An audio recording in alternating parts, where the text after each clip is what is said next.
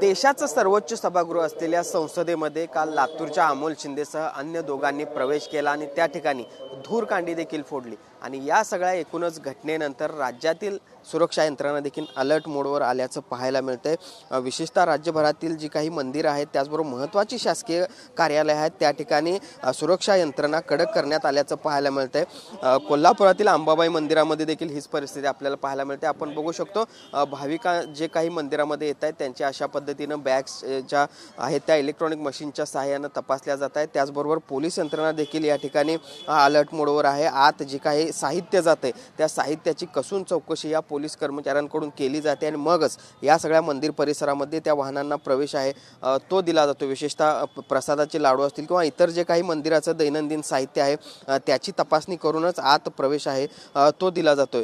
एकूणच जर आपण पाहिलं तर कोल्हापूरचं अंबाबाई मंदिर हे देखील दहशतवाद्यांच्या हिटलिस्टवर असल्याचं बोललं जातं आणि त्यामुळेच ही सगळी यंत्रणा जी आहे ती अधिकच कालच्या घटनेनंतर अलर्ट मोडवर आल्याचं पाहायला मिळतंय।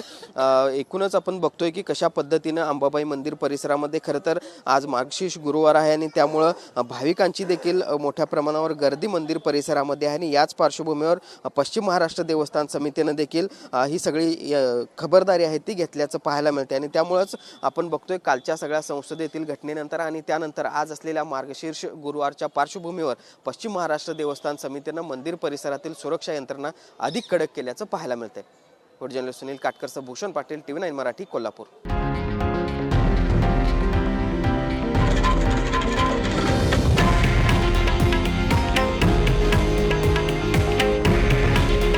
हे आहे देशातील नंबर 1 न्यूज नेटवर्क आणि आपण पाहत आहात TV9 मराठी।